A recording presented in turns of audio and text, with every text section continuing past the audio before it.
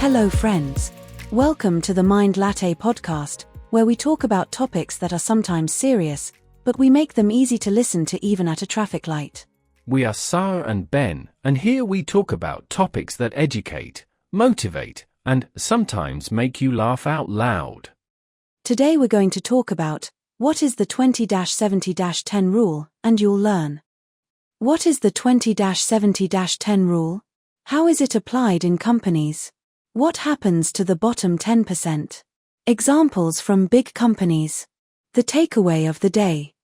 What is the 20-70-10 rule? If you work in a big company, you've probably heard of it. The idea is simple on paper. Every organization is divided into 3 layers based on performance. 20% are the superstars, the people who move fast, bring ideas, create value, and pull others forward. 70% are the backbone, the majority who keep things running every day. And 10%, well, let's say gently, they haven't quite found their rhythm yet. This model was created by Jack Welch, the legendary former CEO of General Electric, one of America's largest companies. He believed a company should reward its best performers, support those with potential, and not let the bottom 10% hold everyone else back. At its core, it's not just about cutting people, it's about building a culture of performance. So it's not a cold or selfish system, it's a way to keep the organization alive, energetic, and moving. Like a barista skimming off the extra foam to make the coffee perfect. A small act that preserves the flavor. How is it applied in companies? In many large companies, the 20-70-10 rule is used during annual performance reviews. Managers analyze each person's contribution, who delivers results, who maintains balance, and who might be falling behind. The top 20% are usually rewarded with bonuses, promotions, or new opportunities. The 70% in the middle receive constructive feedback, training, and support to improve.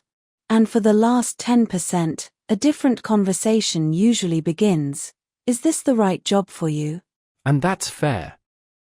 Because sometimes, someone at the bottom isn't a bad person, they're just in the wrong place.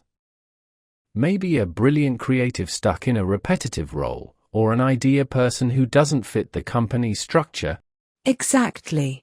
So the 20-70-10 rule isn't about exclusion, it's about repositioning.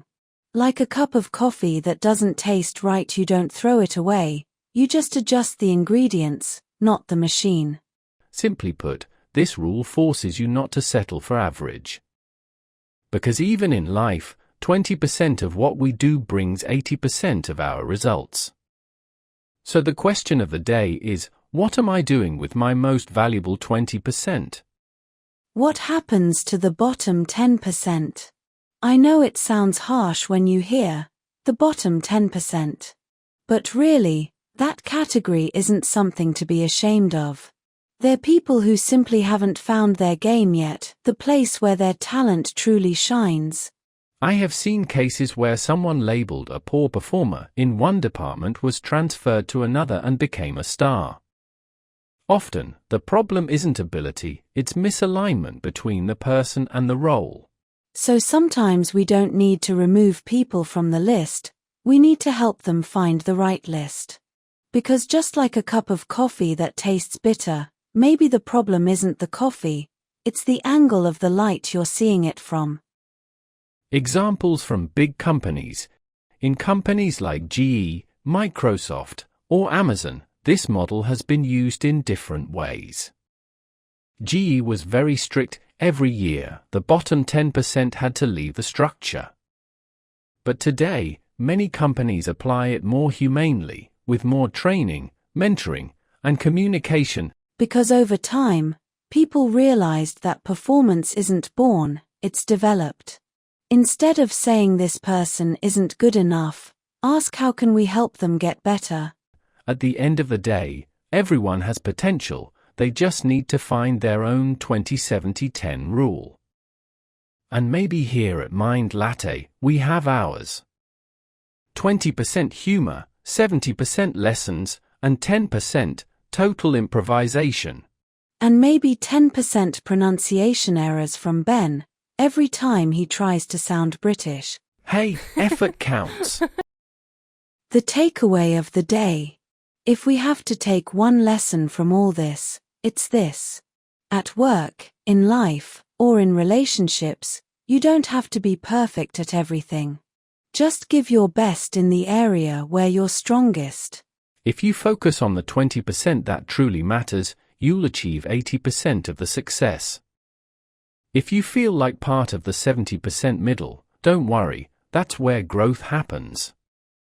That's where you learn, improve, and evolve. And if today you feel like you're in the bottom 10%, don't see it as an ending, see it as a chance to be reborn somewhere else. Every ending is just a new beginning with a different address. Don't forget, every topic we touch here is a step toward the best version of yourself.